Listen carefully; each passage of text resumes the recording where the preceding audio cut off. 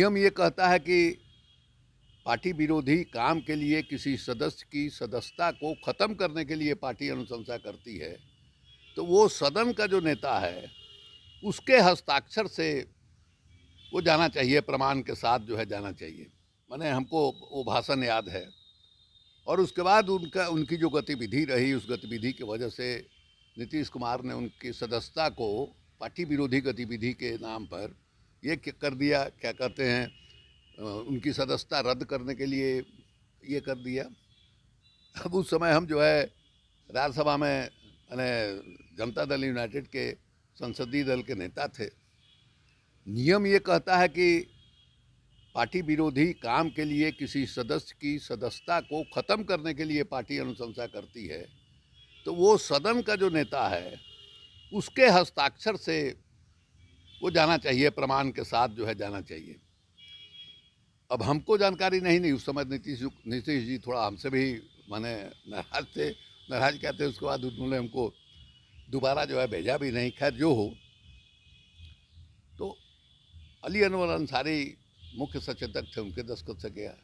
लेकिन नियम तो कहता है नेता का, तो राज्यसभा सचिवालय ने हमको भेज दिया, पूरा दस्तावेज हुआ है। अब खैर हमने भी दस्तखत करके भेज दिया राज्यसभा में। वहाँ जो है, जो कमेटी जिसको निर्णय लेना था, राज्यसभा के सदस्यों की ही कमेटी होती है।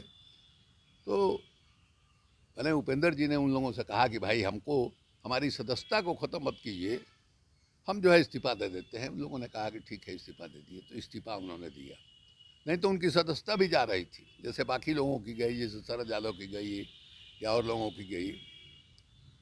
उसके बाद जो है फिर वो पिछले चुनाव में सब लोगों ने देखा, 2019 का जो लोकसभा का चुनाव हुआ उसमें तो राष्ट्रीय जनता दल के साथ वो थे अलायंस में।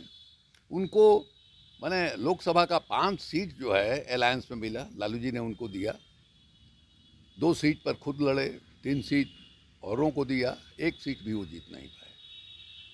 तो जब वो माने महागठबंधन में थे और लोकसभा का चुनाव लड़ रहे थे, उस समय तो तेजस्वी ही महागठबंधन की ओर से जो कैंपेन कहा जाता है, चुनाव का अभियान कहा जाता है, वो अभियान चला रहे थे साहब। हमको ठीक से याद नहीं है, लेकिन हमको लगता है कि इनके जो 5 कैंडिडेट थे, जिसमें 2 में खुद ये लड़ रहे थे, तेजस्वी गए होंगे प्रचार करने के लिए, क्योंकि सब लोग उस माने डिमांड तेजस्वी का ही था। तो आज जो है तेजस्वी को लेकर के उनके मन में जो इस तरह का सवाल उठ रहा है कि बिहार में जंगल राज आ जाएगा और फलाना हो जाएगा और ठिकाना हो जाएगा, ये मैंने उस समय कैसे नहीं सवाल उठा भाई, जब आप महागठबंधन में थे। अब जो है आपके मन में सवाल उठ रहा है। तो ये बात जो है उपेंद्र की समझ में नहीं आती। हमारे तेज आदमी है, सब कुछ ठीक ठाक है, लेकिन